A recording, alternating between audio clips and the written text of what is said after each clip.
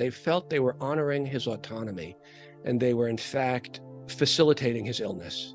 And when I visited him, although he was medicated when I visited him, it was the encounter with the power of his illness, which he was talking about, that changed everything for me as well. I understood it wasn't a social construct. I understood it was not caused by, psychoanalytic buried emotions. I understood that he was sick, and that was he could do extraordinary things, but he required help for his illness, and he wasn't getting it. Well, that is just one small part of the story of Jonathan Rosen's best friend, Michael Laudor. They were childhood friends, and later on, Michael became famous for having supposedly conquered schizophrenia, and then for the tragedy when it was clear that he hadn't. We welcome Jonathan Rosen, the author of The Best Minds, A Story of Friendship, Madness, and the Tragedy of Good Intentions. Welcome to our podcast, Schizophrenia, Three Moms in the Trenches. From the place where schizophrenia and real life collide. East Coast, West Coast, Middle America. With Miriam Feldman, Mindy Greiling, and Randy Kay. Welcome to the last episode of Season 3. This is episode 75. We'll probably start Season 4 next week, so we're not taking a few months off or anything, but it's kind of nice to do a season of 25 episodes and so on. We are so excited to have Jonathan Rosen here with us tonight. He wrote a book we all loved, and I don't know about you guys, but it made me cry. It's called The Best Minds. We'll be talking about friendship and let's call it madness and the tragedy of good intentions. It tells a powerful, true story through the eyes of a friend. The New York Times called this book Brave and Nuanced, an act of tremendous compassion, a literary triumph. And the Wall Street Journal called it immensely emotional and unforgettably haunting. It came out this year, and I agree with both of those reviews. But before we bring Jonathan in, we'll just do a quick catch up. Mimi, we missed you last time, but you were in Italy. You. The best excuse in the world. You were in Italy on a retreat, so welcome back. But tell us, you just finished tell us about the documentary that you were working on yesterday.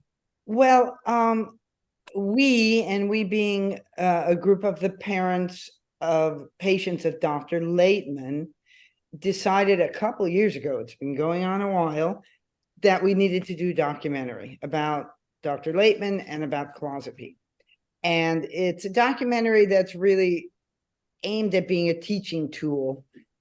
Hopefully will be seen in hospitals and learning institutions and NAMI meetings and things like that. And it really is talking about the benefits and the good things about using clozapine and about Dr. Laitman's protocol.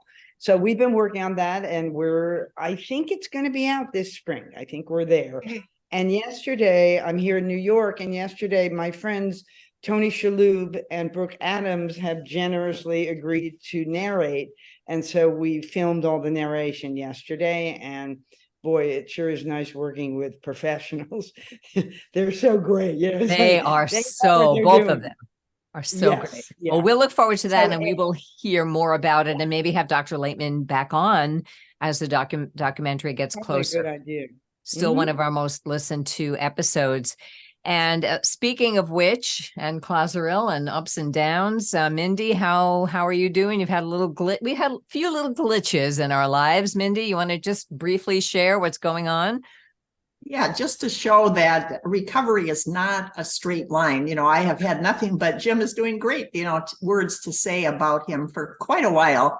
But last week, one of his lab tests showed that his clozapine had spiked, and he was getting more of it than usual. So Dr. Laitman just lowered it a tiny bit, but that somehow has thrown him off. And yes, a couple days ago when Roger, my husband, went to pick him up from work, he wasn't there. And about the time he should have been coming out the door and Roger was getting worried, Jim called, and this work is in St. Paul. Jim was over across the river in Minneapolis and disoriented and didn't really know how he got there or where he was. And so Roger had to try to get him back to the car. And Jim was on a part of the campus where Roger couldn't drive to and Jim couldn't walk. So it was quite an episode.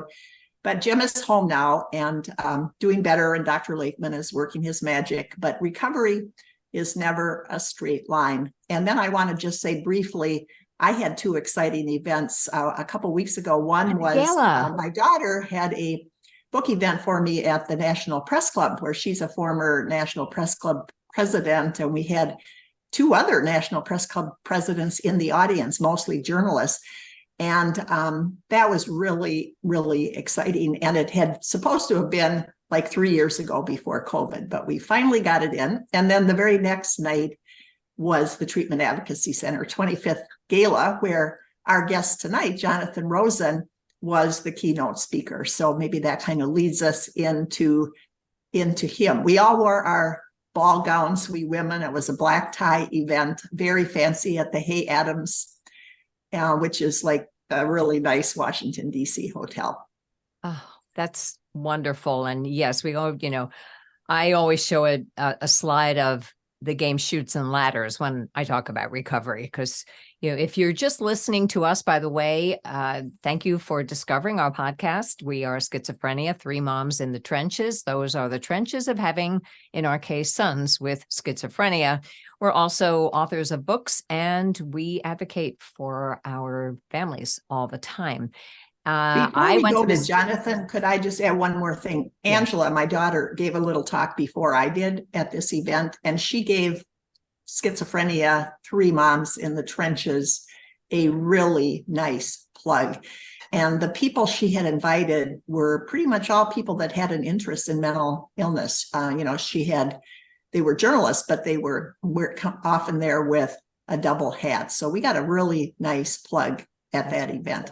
That's wonderful. The wonderful thing about a podcast is not just ours, but all of them, blogs and podcasts, they're out there. And I'm hearing now from people who are discovering our first 3 episodes, which were during COVID, I think, when your books first came out and we first met each other. And the content is always there. You can always search on some of the episodes that we mention. And like the Dr. Lateman episode, I don't know the episode number offhand, but just search on Lateman when you see wherever you get your podcast, and you'll find some of these episodes. If you're watching on YouTube, I usually stick a graphic up there to help you out. As for me, very quickly, if you don't know, my son is currently awaiting a second court date, and things move slowly. Very slowly. He has been in there 2 months, and I finally got the form to fill out to be able to visit. So that's kind of where we are, but he seems safe, and they're giving him his Haldol. So for now, I'm happy about that and living one day at a time. I do want to read one more thing, and then we're going to bring in Jonathan. There's a girl who writes to me, and I often forward it to you guys, and her name is Heather. I'm not going to share her last name, and I've just named her our resident poet. Heather has schizophrenia and is such a beautiful writer, and her poems are long, so I'm only going to read a verse or two, but I just want to share. It's just like the minds. Jonathan's book is called The Best Minds, and Heather has the best mind. She's a beautiful poet, and she's writing about her condition. And, she writes where she is right now, how she feels. 4 weeks have passed since water touched my skin, a monthly chore that feels impossible to begin. Choosing an outfit, a daunting daily task, leaving me paralyzed, unable to unmask. Delilah, my beloved, a tortoiseshell grace, I'm guessing a cat. I tend to her litter, providing a clean space. Her meals, 5 a day in portions so small, a little grazer. She trusts me above all. And she goes on, but in one poem, the despair that she feels where it seems impossible to take a shower. And to a small extent, I think we've all had days like that, but she's had a month like that. And yet she can feed her cat 5 meals a day. There's love there, and there's care. So Heather, thank you for writing another beautiful poem. And if I get Heather's permission, I'll put more of it in the show notes. Coming up on season 4 of Schizophrenia, Three Moms in the Trenches, We will open with Tony Roberts, who has written a book. I'm one of the contributors, called Hope for Troubled Minds, of like love letters and letters from family members to their family members with mental illness, and a lot more. Tony is going to be a wonderful guest. We do have Gordon Levine coming from the Schizophrenia and Psychosis Action Alliance, finally, where we don't have a date yet, but we will get Judge Laifman from Florida on here. I swear we will. I've just heard from Katie R. Dale of the National Shattered Silence Coalition. She'll be coming on. And Kevin Early, who is Peter Early's son, will be joining us to share his experience with psychosis and bipolar. So we have a lot ahead. Thank you for listening. All right, let's bring on our guest. Jonathan Rosen, again, the author, and there he is. He's a brilliant and heartbreaking account of an American tragedy. And it's a haunting investigation of the forces that led his closest childhood friend. We all have one of those, that neighborhood guy that was our everything, from the brilliant promise to, let's just call it tragedy and leave it at there. It's a wonderful, heartbreaking book and a story that needed to be told. So welcome, Jonathan. Thank you. Thank you so much for having me. I'm just going to kick off with the simplest question, but what inspired you to write the book? It is a simple question, but because the book stretches back the length of my whole life, really, and begins when I was 10, which is when I met Michael, it's not a simple question in a way. I spent as many years not writing the book actively as I did writing it. And maybe that's hard to explain without saying a little something about the nature of the story itself, if I may do that. Please do. The thing is that Michael was my best friend. I met him when I was 10. He was brilliant. He was a much better student than I was. We were very competitive, but I had dyslexia and or not that anyone called it that now, and ADD. My girls, who would not mind my saying so, are the reason I know what I have. But Michael had a photographic memory, and he read with extraordinary speed, and he was amazingly precocious. And he was my guide through a lot of life. We both went to Yale. Michael graduated in 3 years. I graduated in 4. He had a psychotic break the year after he left. He had been recruited by a management consulting firm. But even while he was working, he was already in what I later understood were the early stages of his schizophrenia, which is what he was diagnosed with. He became deeply paranoid. Eventually, he was hospitalized. And what's extraordinary about Michael is that he had applied to Yale Law School. He had applied to every law school before his break, and he'd gotten into all of them. And so while he was spending 8 months in a locked ward at Columbia Presbyterian, he learned he had been accepted to every law school. He deferred Yale, and he essentially went from his halfway house to Yale. I'll hasten to the end of the tragic part of the story, although what the challenge of the book and what was so important to me about the book was not to begin with the tragedy, but to go back to childhood. So his life did not seem like a tragedy foretold, because it wasn't. There were many choices along the way, and choices made even before he became ill. But he went to Yale Law School. He was profiled in the New York Times because he was unable to get hired. He decided to come out, as he put it, as a flaming schizophrenic. And the New York Times wrote a very laudatory profile of him, really heroic. And as a result of that profile, Ron Howard bought his story to be a movie, and Scribner's bought his story to be a book, and he was paid over $2 million. He moved in with his fiancée, and then he stopped taking his medication, and he killed the woman he lived with and loved most of anyone in the world. And Ron Howard made a beautiful mind, which was excerpted in Vanity Fair the month that they were supposed to start shooting Michael's movie. Brad Pitt was going to play him. And the reason why I say all these things. These are all the public, mostly the public pieces of the story. But my friend, who had been celebrated for his brilliance in the New York Times, 3 years later was on the cover of the New York Post under a giant single word, psycho. The worst flip side of everything he had become, because he had become enormously inspiring to many people. And so in a sense, many people knew his story, which was public.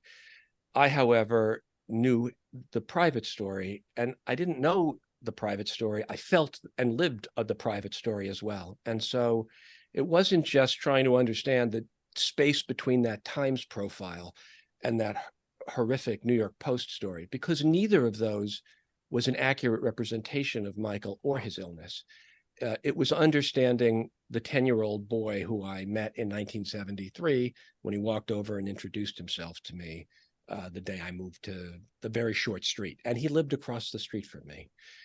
And so that's a lousy answer, but it wasn't as if I thought someday I've got to tell this story. It wasn't a story yet. It was a series of feelings, some horrible and some just deeper than words, and some very powerful and important to me.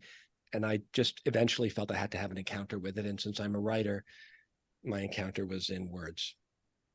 Thank And you. we're glad that you did. And we've never had, I don't think, Randy or Mimi can correct me if I'm wrong, but I don't think we've had a guest like you who has been a friend of the person with schizophrenia. So this is our opportunity not only to learn about your book, but to learn about that dynamic. And one thing we've talked about a lot, and that is a common story for mothers like us, and I'm sure Michael's mother as well, and I love how you write about her. But we see our sons, drifting away, not being the person that they were. And one thing that we grieve about is their loss of friends and their huge loneliness. It's really sad to see, how their friends get married and buy houses and have children and move on. And we don't blame the friends because we understand, but it also is part of our grief. So I wonder if you could tell us from your standpoint, which is part of what's in your book, of course, but tell our listeners again how that feels from your viewpoint as a friend, to see your friend changing, you becoming probably uncomfortable around him, and then wanting to be loyal, but your life is moving on and all of that. Could you talk about that? Yeah, sure. I think it's enormously important. And it's a little, it's complicated. I'm sure it's complicated in everybody's case. But our friend, we had begun to drift, and Michael had actually said to me before college, although we both went to Yale, he didn't think he'd see much of me because I was too slow. And so in a sense, it's conceivable that in retrospect, what I always admired about him was how bold he was. He was arrogant. I came from a very different kind of family, and there were three brothers in his family, and you fought for everything. I had a sister, and everyone was always asking everyone else how they felt. So so his kind of the way he put himself forward correcting teachers was always part of his style. It became grandiose, and in a way that in retrospect, I now recognize, but at the time I did not, and found deeply wounding.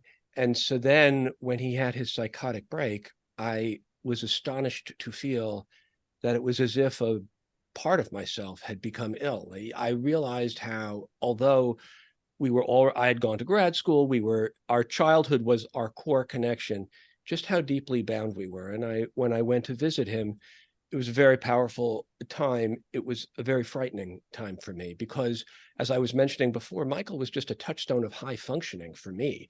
And to see someone so shaken from the inside, and so his delusions had been so extreme, and he had believed them, and he had thought his parents had been killed by replicas of his parents who then wanted to kill him. It was such an elaborate story, and he unfolded it for me so logically, because he always had a very rational mind, that even, I'm embarrassed to acknowledge, but it's part of what frightened me.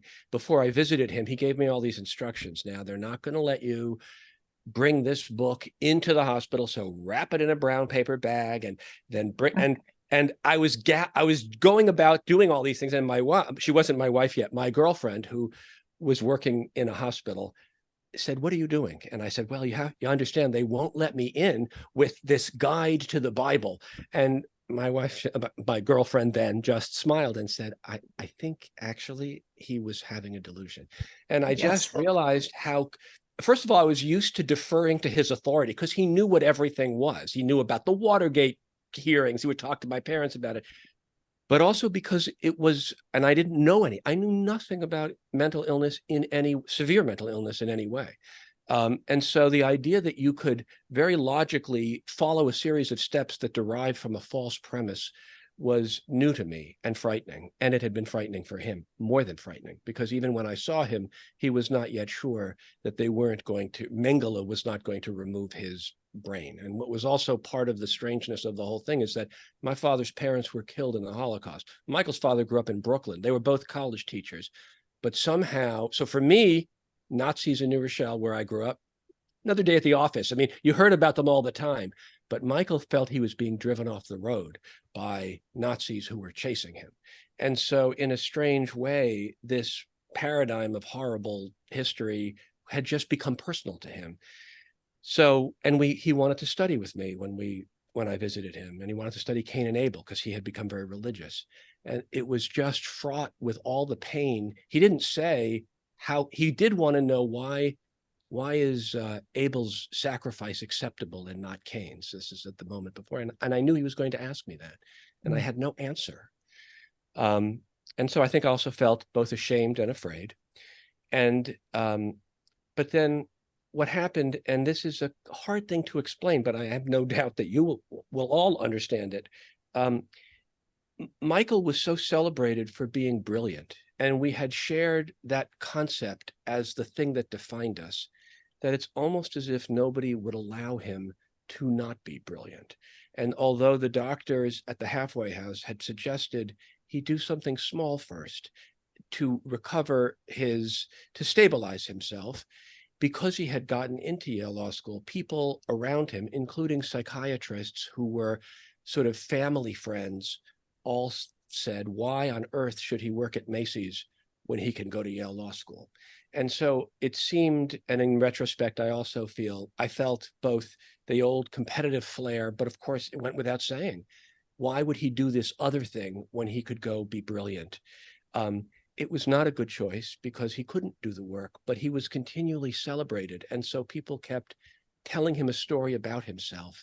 And it was very painful for me. I realize I'm so filled with the story and stories that it's very hard to answer a small question, but to discover that his law professors, who were very kind to him, felt they were helping him by allowing him to feel he was doing the work when he was not, was quite tragic in its way, because again, for them, Macy's was the worst thing they could think of. And of course, the truth and sorrow is that there were not good options. There were not good places there it had cost a lot of money for him to stay for 8 months in Columbia Presbyterian. And so the psychiatrists who were sort of family friends had grown out of the community psychiatry movement, and they wanted to save him from the system at all costs.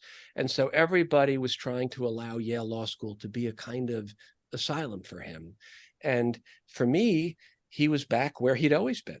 And so when he told me how extraordinary people found him, I allowed myself to be persuaded.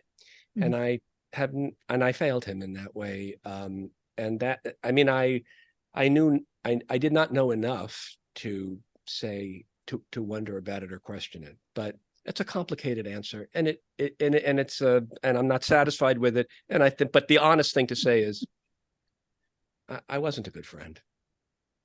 Well, I think there's a lot of guilt. We all have guilt too. We could have done this. We should have done that. We should have learned about that sooner. And so it sounds like friends feel that way too. But I would say the fact that you visited him and kept in touch at all is extraordinary. Yeah. So Mimi, But, you know, you say you weren't a good friend, and I think a lot of us, that resonates for us, because a lot of us feel like we weren't good mothers because we didn't save them, or we didn't fix it, or we didn't fix the situation. But the thing is, you're propelled into this world where there are no right answers, and there is no way to really be a good mother. You know, I noticed that you noted that everyone said insight was the key, but the more insight Michael got, the sadder and lonelier and angrier he became. And that strikes a real chord for me, because I remember reading in Dr.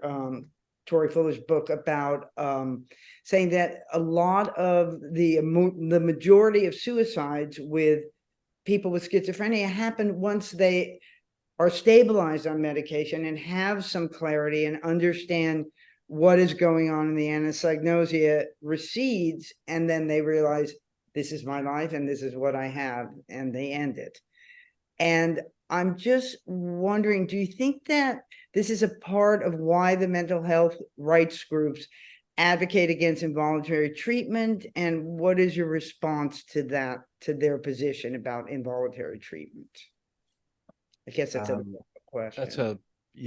That it's a large question, but I Yeah. guess when it comes to involuntary treatment for those who need it in order to recognize the nature of their illness, one piece, my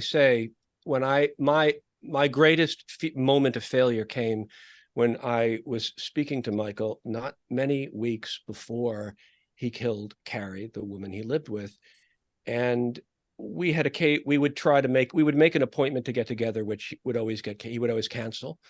But suddenly he said to me, I have to go. I'm having thoughts I shouldn't be having. And he hung up, and I let him go. Again, I knew very little at that point, but I understood intuitively, if he was having thoughts he shouldn't be having, that something was wrong. And so this sense that he had already stopped taking his medication and was already moving away from the place where he understood that he needed medication, because otherwise he would be back in the world that had precipitated his hospitalization, absolutely makes me believe that he required hospitalization or treatment. And in fact, one of the reasons I decided to write the book was talking to the daughter of one of the psychiatrists who had always kept an eye on him. And this psychiatrist, who was a wonderful woman, she had grown up in she had helped create the community psychiatry movement. She was telling her daughter that Michael thought his girlfriend was a space alien and sometimes didn't let her into the house. And the psychiatrist's daughter said, well, what are you going to do about it? And the mother said, we can't do anything. And when the daughter told me this story, and she loved her mother, who had died not long after this happened, which was 25 years ago. She loved her mother, but she wanted me to understand a world in which a psychiatrist could say, there's nothing we can do. And that became, it was both a psychological condition, my own, like I didn't think I could even say, well, what do you mean you're having thoughts you shouldn't have? And then ideas about what it means to treat someone who requires it, and what it means for a whole system to take shape or to collapse based on these ideas. And so obviously different people require different things, but it would have saved the life of the woman he lived with and loved, and it would have saved his life in a way, because his life was destroyed. And people felt I watched it happen, they felt they were honoring his autonomy, and they were in fact facilitating his illness. And when I visited him, although he was medicated when I visited him, it was the encounter with the power of his illness, which he was talking about, that changed everything for me as well. I understood it wasn't a social construct. I understood it was not caused by, psychoanalytic buried emotions. I understood that he was sick, and he could do extraordinary things, but he required help for his illness, and he wasn't getting it.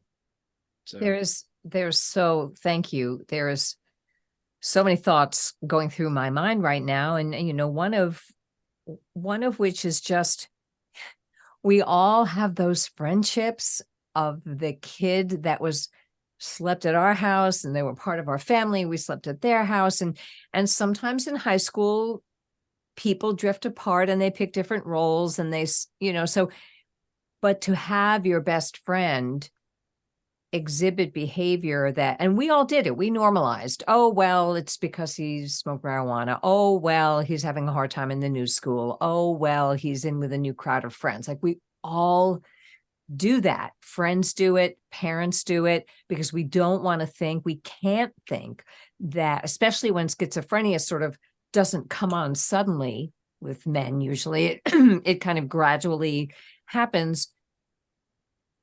We just sort of watch and explain it to ourselves and say, okay, I guess it's okay. And I know when your book, which is such a tribute to your friend, but also a expose of the system and a memoir, just a memoir of, two young men who lived on the same street in New Rochelle, right down the road from me, because I live in Connecticut, and I, understand that, and just the things we do when we're teenagers and how it could get out of hand. The thought of working at Macy's when you graduated Yale Law School, I know my son, even more recently, was very stable before COVID and was a waiter, a celebrated waiter at a restaurant. Now to even think about working at a Macy's would be really hard for him. It would be hard for anybody. It's hard for the high school football player to then be a car salesman or, because we all had these glory days in high school, but then you add schizophrenia to it. So I so appreciate your friend point of view. And thank you for being so honest and sharing your guilt. And I wish I'd known. And NAMI always tells us you can't know what no one has told you. Mindy's son also tried to walk away from his fears of his own action. And she can tell you that. Yeah. I'm curious about, I'm going to change the subject just a little bit, about marijuana and what you feel. Michael was drawn to it. Do you feel that marijuana, we've noticed in our sons that I've certainly changed my mind and started to feel that it changes him. It may have changed him as a teen. I don't know what came first, chicken or the egg, but, knowing what you now know, and you have daughters, right? Children, at least one daughter who's supposed to be your tech and she's in college. Okay. So, what do you now know about marijuana? Not that kids would listen to us, but what would you say to people about that influence? I have very strong feelings about it. And I think that we're making a dreadful mistake by not simply making it as available as we now do, but promoting its benign and even beneficent qualities, so that you would not imagine that if you were predisposed potentially to a psychotic break in the future, you would be harming yourself. That seems quite clear to me. I interviewed a scientist who has told, when we were just chatting and I asked her about her kids, and she said, well, she mentioned two of them, and she said one of them is 22, so she's still in the corridor. And I said, what do you mean by the corridor? And she said, well, her brain is still forming. And then she told me that her grandfather had 9 siblings, and all of them committed suicide. And this was back in Australia. And so she said, there is no way, and she was a brain researcher. She said, and so my children know that until their brains are formed, they need to care for them and be mindful of them. And the interesting thing is, of course, I'm sure that many people have no ill effects or no lasting ill effects, but there are absolutely precipitating elements for people who are headed in that direction for reasons of genetic predisposition. We don't know why. And what's interesting is the person who wrote a book a couple of years ago, he had been a Times reporter. It's called You Must Tell Your Children. And it's about the reality of marijuana. And he had actually thought it was a benign thing. He'd grown up, maybe he's a little younger than I am, but I mean, teachers wore T-shirts that said sex, drugs, and rock and roll in the 70s. But he wrote a book actually looking at the statistics, which are very harrowing. And what's amazing is I went and looked at his book, and on the very first page, he mentions his wife laughing at him for thinking it's benign. And his wife worked at a forensic psychiatric hospital. And she said to him, all my patients were involved with marijuana. And that was when he thought, well, I better look into this then. And so in a sense, you know, we seem incapable of taking a middle path with almost anything, you know, if you know what I mean. Either it's everything is forbidden, or suddenly it's not only permitted, but celebrated as the ultimate usefulness. One of the things that interested me was how antipsychotic medication was introduced around the same time as LSD. And psychiatrists essentially had a drug in one hand for suppressing hallucinations and a drug in another that induced them. And the culture decided that the one that induced hallucinations was mind expanding. It was given a positive meaning that it actually enlarged your world and had truths. And so those who had those things naturally were almost a priestly class. And how on earth could you simultaneously promote the other drug? And that's just the culture, you know, is always coming up with a fantasy or a metaphor for something that is for the people who most experience it, the opposite of the fantasy. The truth needs to be told, and I will put tell your children. What is the name of the book? I think it's You Must Tell Your Children. You Must Tell Your Children. I'll put that in the show notes so that you can get a hold of that. I know my son currently I can tell you right now, he's awaiting a court date in jail. You know, it's pre-trial, but been there a while. If marijuana were not in his life, I can tell you 100% he wouldn't be there. 100%. And it's just, and when I ask him, you know, we want to get you into a program that's going to help you with your substance abuse. It's like, well, I don't have an addiction. I have a problem, but I don't have an addiction. You know, and you talk about Michael and how the conversations you used to have as a teenager reminds me so much of my son. We used to have amazing conversations about God and about, you know, cultures and courtesy, and should we do it, and how do things happen. And he was a fascinating person to talk to until his mind couldn't be changed by any of my ideas, and until his ideas got less and less logical as the weeks went on. I know you speak about Michael, even in high school, when he thought his parents were Nazis and he patrolled the house with a kitchen knife. I mean, it wasn't just in Yale when he suddenly had a psychotic break. There were behaviors. And so you're saying marijuana may have been part of it. It's very hard to pinpoint it. And we're not playing a game of who and should it was have known simply what, a rite of passage. What's for me, again, because one of the things that was so striking for me about Michael was that, and why I was so shaken when he became ill, is that because though I talked a very good game, I was dyslexic. So everything was subterfuge with me. I would always count around the table when we would go around at Passover to take turns reading, so I could know when it was my turn, so I could practice my little paragraph. But then, you know, your aunt goes to the bathroom and you're screwed because but for Michael, it was all overt. He could just recite things from having read them once. And so it didn't occur to me that at a certain point he was hiding things he was in fact seeing or thinking, but also it was, I already felt like I was barely included in the world we were supposed to be in, and often wondered, what would my family think of me? How I never said, you know, I really didn't finish this, or because the stakes for some reason seemed so high.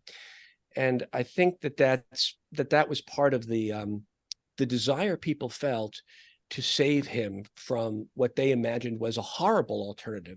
Whereas I'd like to think we could live in a world where it wouldn't have to be a horrible alternative. And also I think it was Mindy, who said that it's not a straight line, you know, about when you were speaking of your son. But in the New York Times profile, it ends with a quote from the dean of Yale Law School saying that Michael had conquered his illness, as if it were a mountain.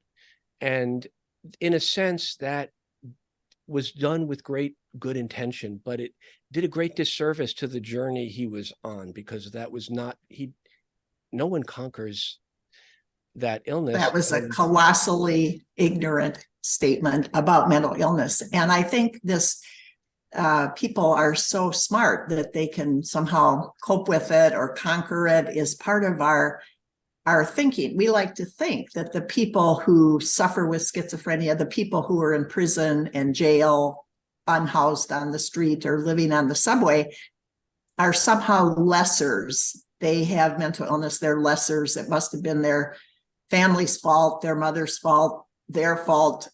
They must have used drugs. They must have done something. Something must have happened. And we like to think, if we lead good lives, if we are really good families and mothers, and we have smart children, this won't happen to us. And friends, it will protect us. I remember asking the psychiatrist when Jim was first diagnosed, I remember saying, will he still be smart? You know, I wanted him not to turn out to be one of those people that, you know, wasn't very smart because of his illness. So there was my bias right there. I wanted him to still be smart and doing well. But Randy mentioned earlier that my son had delusions like Michael did. He thought he needed to kill me. And thankfully, he left the house. He didn't want to follow those delusions. He had a little bit of rationality, but he thought he really should, because I was an imposter. You know, this story of the parents or whoever is killed being an imposter is so common, you know. So if we were taught not only about marijuana and the dangers to the brain that's still in the corridor, but also about these symptoms of schizophrenia, that, or, you know, any mental illness, but usually schizophrenia, it's very common to think somebody isn't the real person. That was in A Beautiful Mind, where, you know, that character, John Nash, was thinking horrible thoughts about his wife, and she had to leave the house and was afraid of him. There was just a person in the newspaper today that I read about a young woman, or she was in her 30s, who killed her mother. And the reason she did was because her mother wasn't her mother. She came at her with claws and actually scratched her. So this young woman had to strangle her mother to death. She strangled her to death because it wasn't her mother. And that is just a common delusion. So why don't we know about it? And why don't we know that that person is in huge danger? It's not whoever they're going to kill or might kill, or in my son's case, leave the house and walk for hours because he didn't want to come home and kill me. But, you know, the idea that we would just let people like that muddle along and live their lives without any intervention just incenses me. So I'm wondering what kind of camp you're in about what should be done when someone has anosognosia and people do recognize that these are very common symptoms and that they're dangerous, but yet we wait longer before we intervene and help them. The way I try to describe it to people who come at it from a very different place is simply to say that if I passed out on the street, maybe I had a heart attack, maybe I had low blood sugar, maybe I fainted, I would like to think you would call an ambulance for me, because something had happened to me. You wouldn't ask where I wanted to go. You would know I needed help. And I understand that most people give the presumption of sanity is necessary, but if people understood the nature of the illness, that it affects a certain percentage of people and a fraction of what is itself a small percentage of people who, untreated, do not know they are ill, it would make a difference, because that actually was the humane aspect of a diagnosis instead of demonic possession or a character flaw. So people felt that it was almost unseemly to suggest that this might be something that happened if they weren't getting the medication they needed. And the one of the exchanges, which is in my book, that I found so moving, is the same dean who told the Times that Michael had conquered his illness used to call his daughter, who was a year behind us at school and dated Michael's roommate and wound up becoming a doctor and was training to be a psychiatrist. And he would call her and tell her what he considered to be amusing stories about Michael. And one of them was that Michael had said to him, "This morning, I thought you were the devil. You were sitting on the foot of my bed, which was on fire." And the dean said to his daughter, "I never realized people with schizophrenia were so neurotic." And the daughter, who was doing her rotation in Boston, working with mentally ill homeless people who had to be coaxed into the hospital and often refused care, the daughter said to him, "Dad, you have no idea what you're talking about." Oh, And good. what's amazing is that both of them told me the same story. He found it a kind of amusing difference he'd had, but that's because he'd grown up in the era of psychoanalysis, where everything was on a continuum. You could say this was neurosis instead of understanding what it really meant to be psychotic. And somebody mentioned Fuller's, in Fuller Torrey's book, I know just that passage you were referring to, the sorrow of acknowledging the nature of your illness. And it is a sorrow, I am sure, and I know I saw it, but it is preferable because it's the beginning of healing. And the idea that people would want to spare him that encounter with the reality he was in would be to join him in his unreality. And again, one of Michael's roommates, a guy I loved who died quite young, I learned from his brother, died weeping because he felt we were all just worrying that Michael wasn't getting his due as we imagined it ought to be and had forgotten about Carrie. But what I now think is that it wasn't just that we only wanted to help Michael. We didn't understand that the way to help him was not to allow him always only to dictate the terms of his help when he was in a place that obviously required intervention. So I feel very strongly about it. And that's why I was so honored to speak at the Treatment Advocacy Center, because assisted outpatient treatments and one of Michael's professors, who had clerked for a judge who had helped eliminate commitment laws, was very down on assisted outpatient treatment and on Fuller Torrey. And I knew from Fuller's book about what a compassionate person he was, but also true compassion begins by understanding the nature of the problem you're solving.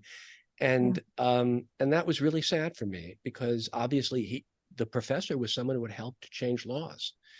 And so I guess that was another reason why, as I wrote my book, I can't say it was the impulse to write it, but it felt important not just to tell stories, but to untell certain stories that I had once believed in that were false.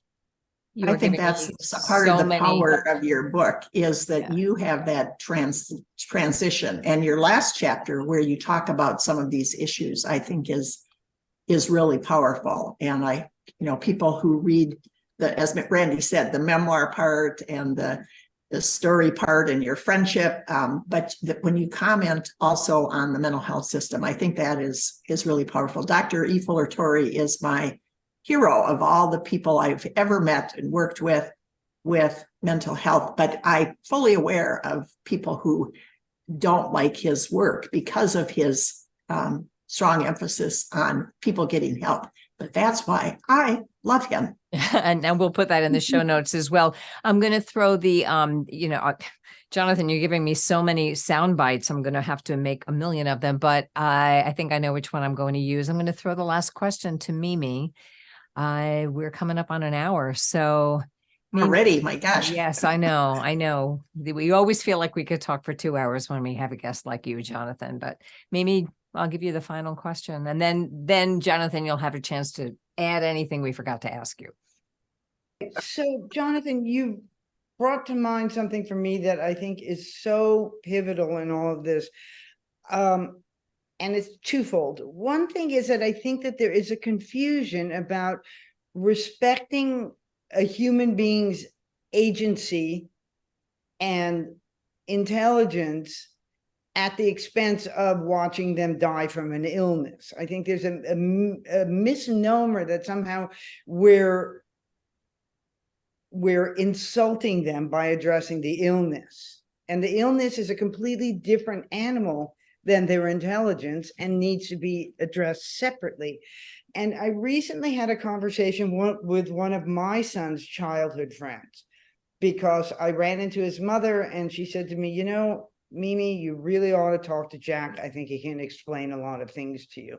And our kids are now in their mid-30s, so they're not children anymore. And I sat down with him and I just heard some hair-raising things, you know, red flag warnings of, you know, something is really wrong with this guy. And I said to him, I said, Jack, why didn't you say something to your mom or to me? Or, you know, if we had known these things were happening, we would have known to do something. But he said, you know, we were teenagers and we just thought everything was an extension of not getting our friends in trouble and the code of silence and all of that. And I wonder if when you were younger with Michael, did you have any instances like that where there were things that worried you or got you on a gut level and you just didn't talk about?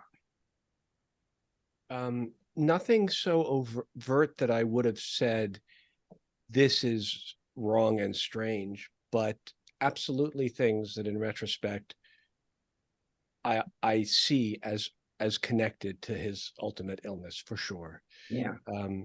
But that's also the nature. It is the nature of being a certain age where you're always you just want to be sane. I didn't use drugs because I just thought I'm just hanging on by dental floss here myself. And so I didn't, you know, I tell a few harrowing stories, which were just fueled by old-fashioned anxiety. I also think, and I noticed this with having had children recently in college, everyone is now taught that they're ill in some way. Mental illness is almost like the default condition. Everybody has a trauma, and it does not, I do not mean to in any way belittle the suffering and the journey people all make.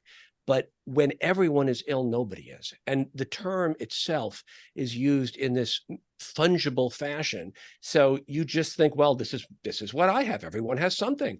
And in fact, that's why I put in my own anxiety in the book, because I then at one point took Prozac, not because I in any way equate it, but because I didn't want anyone to know, and I didn't want anyone to tell me I had to take it or that I couldn't stop taking it. It would have been useful for me if somebody had said, there are some illnesses and they are very particular and they affect the brain in this way. But I simply didn't, you know, I'd taken a year-long Freud class. I just thought everyone, you know, like the professor, I professor. completely understand what you're saying. And I think that, you know, that's a very salient point. I feel very strongly to point out to people always that there is a difference between all the mental health conditions, and then there's a line, and on the other side of that line is serious mental illness, and it's a different animal, and we have to treat it, regard it, and deal with it in a completely different way. And that's where Dr. Fuller-Torrey is my hero too, because he approaches it from the position that we mothers do, which is, let's save their life first, and then we'll worry about their feelings and, you know, all these other things. Is, you know, these kids, these people with these diseases, it's their life we're fighting for. And you don't have time to worry about if we're insulting their intelligence. We got to save them. I'm sorry, I wanted to just add to that I think that people were so fearful of the resonance of the name, like schizophrenia, you know, that they didn't realize what Jeffrey Lieberman, who was a guest on your show, talks about, that actually they're not perfect. We have a lot of work to do, but identifying an illness and getting someone what they require is the beginning of the journey. And I think people feel, because in their minds they hear only a devastation, better not to address it at all. Whereas what they're actually then doing is making it impossible to even get the person help. And I was very moved when I read Surviving Schizophrenia, the Fuller-Torrey book for families. It was stark but consoling, I thought, because it was filled with things to do. And as what you said, there's a rabbinic saying, if you want to save someone's soul, save his life.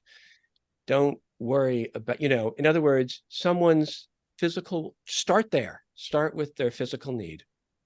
I love that. Jonathan Rosen, you have been an absolutely amazing guest. The time has flown by. Where can people get in touch with you, get the book? What do you want people to know about your book, your career? I know there's many other books in your bio, and I'll put that in the show notes that you've written. How can people know more about you? Disgracefully, I have no website. And I know it's disgraceful because both my daughters have told me that. And in fact, there's a really nice writer whose middle initial is W, but is also Jonathan Rosen, who's a writer who writes for The Atlantic, as I do sometimes. And he gets lots of my email and forwards it to me. So I apologize because, of course, I've gotten the most moving letters. All I can say is I've written a bunch of books. Amazon, in a funny way, at least bundles me with my other books, perhaps. And you'll know more about me reading the acknowledgments of my book, where I have many people to thank because I met so many wonderful people. And I hope soon to have a website. I promised I would have one by the paperback. Well, have your daughters do it if they're after you. She's doing it. She's doing it. She has to. Oh, yes, she is. Exactly. Oh, good. Well, the book is The Best Minds, a story of friendship, madness, and the tragedy of good intentions. And it was published in April. It is wonderful. You can definitely find it on Amazon and wherever you get your books. And we hope you'll come back again. This has been great. Thank you so much. Thank you all so much. This was wonderful. Hey, thanks for joining us for this episode of Schizophrenia, 3 Moms in the Trenches with Randy Kay, Mindy Greiling, and Miriam Feldman. To get in touch with us or to learn more about our books, please visit our websites at miriam-feldman.com, mindygreiling.com, or randyk.com.